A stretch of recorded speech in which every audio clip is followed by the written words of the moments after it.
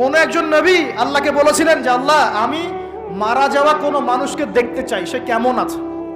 এটা শুনেন ভালো করে হাদিসটা, মারা যাওয়া কোনো মানুষকে আমি দেখতে চাই, সে কেমন আছে। আল্লাহ পাক সেই নবীর আরজি কবুল করলেন, বললেন আচ্ছা ঠিক আছে দেখাচ্ছি। কবরের সামনে গিয়ে দাঁড়ালেন। 1000 বা 2000 বছর আগের কোনো ব্যক্তি যে মারা গেছে তাকে কবর থেকে জিন্দা করা হবে। নবী দেখছেন এবং সে ভয় থরথর করে কাঁপছে, এখনো ভয় থরথর করে কাঁপছে। নবীজি আমাদের নবী নন, অন্য কোন নবী তিনি।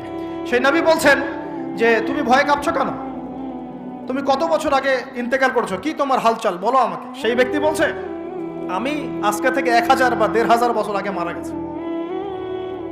আমি ভয়ে কাঁপছি, যখন আমি মারা যাচ্ছিলাম মালাকুল মউত যে আকৃতি নিয়ে আমার সামনে এসেছিল, ওই আকৃতি আমি এখনো ভুলতে পারি না, তাই দেখে আমি থরথর করে কাঁপছি।